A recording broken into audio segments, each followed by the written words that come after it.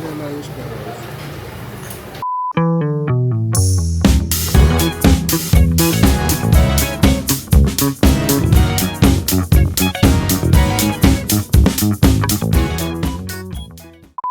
So dito na ako sa tapat ng Tandin Catholic Church. Kakagaling lang natin dun sa loob.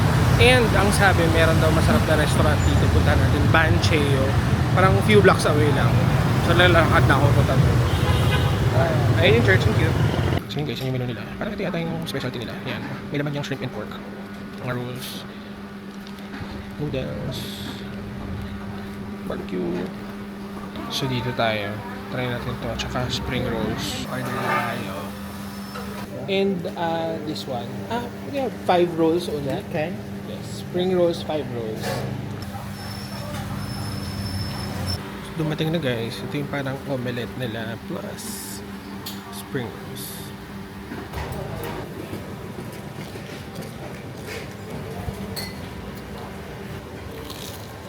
Do you have tissue or napkin? Yeah.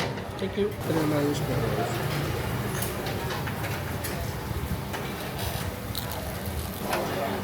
Parang may pork din siya. Pork tsaka gulay.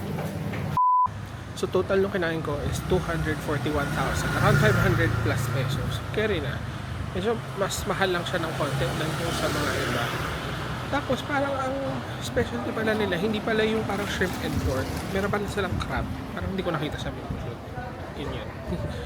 So, hindi ko nabetan yung shrimp kasi meron pa siya nung chef. Hindi lang ako sanay. So, siguro. Other than that, okay yung pagkaluto niya. Yung fried spring rolls naman, ang dense in fairness.